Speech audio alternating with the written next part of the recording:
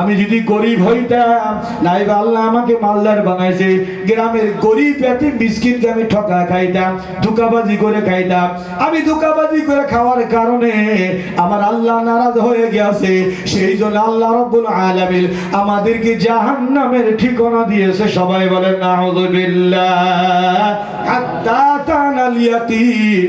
জাহান্নামীগণ বলে আজকে আমাদের বিশ্বাস হয়ে গেছে, যদি দুনিয়ায় নামাজি হইতাম, যদি দুনিয়ায় যাকাত আদায়কারী হইতাম, যদি দুনিয়ায় গরিব মিসকিনকে আমরা সহায় করতাম, আজকে আপনাদের সঙ্গে আমার আল্লাহ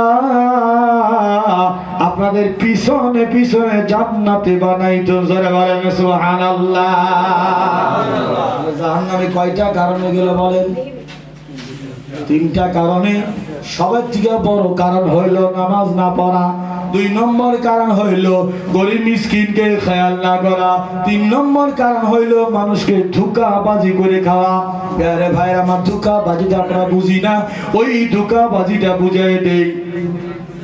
ইমামে শাফি রহমাতুল্লাহ আলাই, ইমামে শাফি রহমাতুল্লাহ আলাইহির আম্মা জান একজন পরহেজগার মুত্তাকি বুড়ি মহিলা ছিল। ইমামে শাফি রহমাতুল্লাহ আলাইহির আম্মা জানের কাছে গ্রামের সমস্ত মানুষ টাকা পয়সা জমা রাখতো। এরকম ভাইরা আমার, আপনার বাড়িতে টাকা থাকলে চুরি হয়ে যায় বা খরচ হয়ে যায়। আজকালকার জামানায় তো ব্যাংক হয়েছে, ব্যাংকে আমরা জমা রাখতে পারি। আগের জামানায় ব্যাংকের কোনো সিস্টেম ছিল না। গ্রামের মানুষ ইমামে শাফি রহমাতুল্লাহ আলাইহির মায়ের কাছে টাকা জমা রাখতো। ও বুড়ি মা, আপনার কাছে টাকা জমা রাখলাম, সপ্তাহ 15 দিন পরে যখন প্রয়োজন হবে আপনার কাছে টাকা নিয়ে যাব। প্যারি ভাইরা আমার, 2 জন ব্যক্তি একসঙ্গে টাকা জমা রেখেছিল। টাকা জমা রাখার পরে 1 মাস পরে একজন ব্যক্তি এসে বলে, এই ইমামে শাফির মা, আপনি আমাদের টাকাটা দিয়ে দেন, টাকার প্রয়োজন হয়েছে, আমরা কর্ম করব। প্যারে ভাইরা আমার, শাফি রহমাতুল্লাহ আলাইহির মা বহুত বুজুর্গ একজন মহিলা ছিল, নরম মহিলা ছিল। ওইজন ব্যক্তি টাকা চাওয়ার লগে লগে টাকা দিয়ে দিলেন। ওইজন বান্দা টাকা নিয়ে খরচ করলো। 1 সপ্তাহ 15 দিন পরে আরেকজন ব্যক্তি যে সঙ্গে ছিল, উনি আয়েশা ইমামে শাফি রহমাতুল্লাহ আলাইহির মাকে সালাম দিয়ে বলে, ওগো বুড়ি মা, আপনার কাছে টাকা জমা রাখছিলাম, ওই টাকাটা আপনি আমাকে দেন, ওই টাকা দিয়ে আমরা এখন খরচ করব। জোরে বলেন সুবহানাল্লাহ।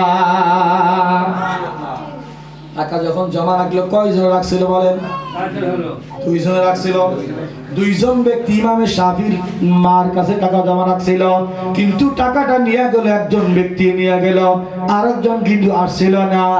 আবার দ্বিতীয় দিন আরেকজনে বলে, আমার টাকা আপনি দিন। ইমামে শাফি রহমাতুল্লাহ আলাইহির মা পরেশান হয়ে গেল, টাকা তো আমি দিয়ে দিলাম, আমার আরেকজন টাকা দাবি করে।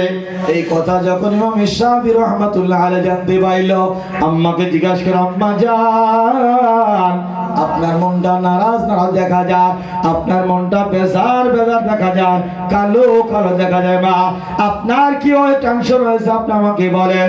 ইমামে শাফি রহমাতুল্লাহ আলাইহির মা বলে, বাবা তুমি ছোট বাচ্চা, তুমি আমারে কি জ্ঞান দিবে আমাকে বলো।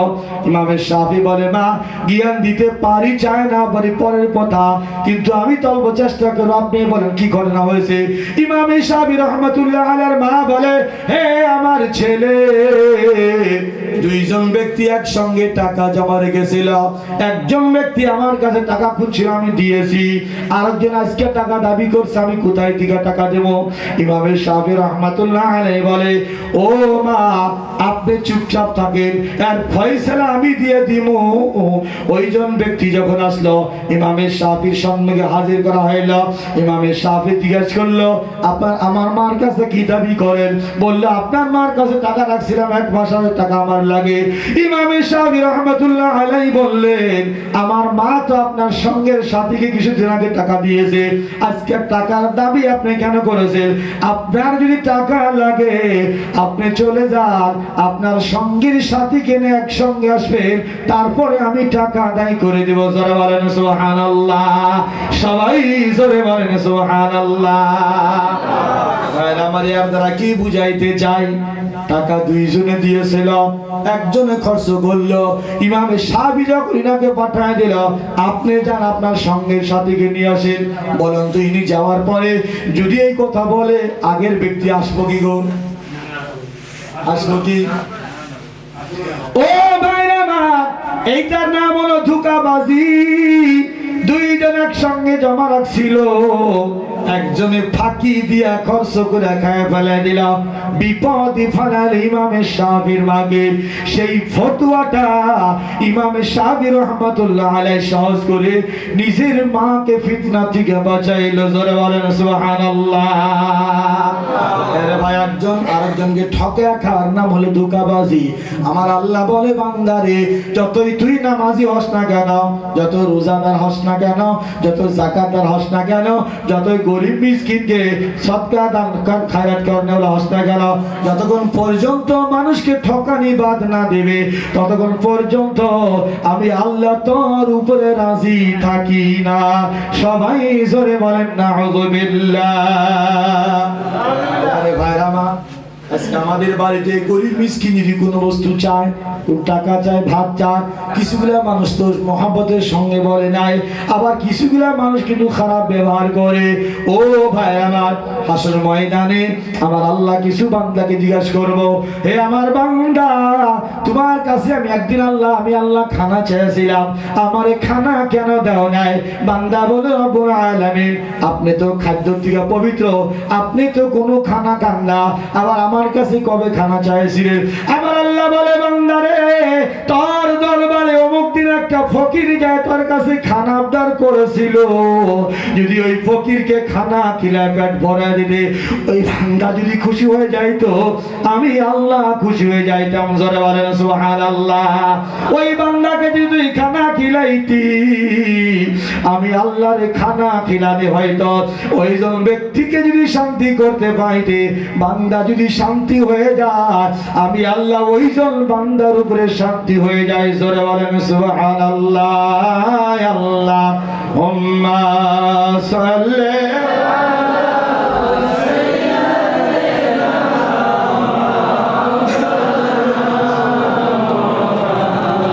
ওয়া আলা আলি সাইয়্যিদিনা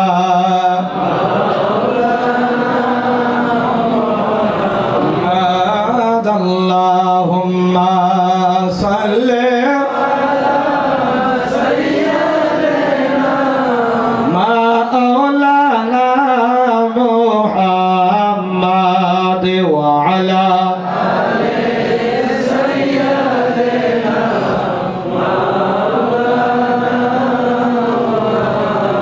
যাই না হোক, আমার আগের বক্তা ইলমে দ্বীন সম্পর্কে আলোচনা করেছেন, ওইদিকে আমার যাওয়ার প্রয়োজন নাই। আমাকে বলছিলেন মহিলাদের পর্দার বিষয়ে কিছু ওয়াজ করার জন্য। প্যারে ভাইরা আমার, চারজন ব্যক্তি সর্বপ্রথম আল্লাহর জাহান্নামের আগুনে জ্বলবে। সবাই জোরে বলেন নাউযুবিল্লাহ। কয়জন ব্যক্তি? তাহলে এই গ্রামের ভিতরে ওই চারজন চিনা লাগবে না তো? এই গ্রামের ভিতরে চারজন চিনলে আমরা দূরে থাকতে পারবো, তাই না?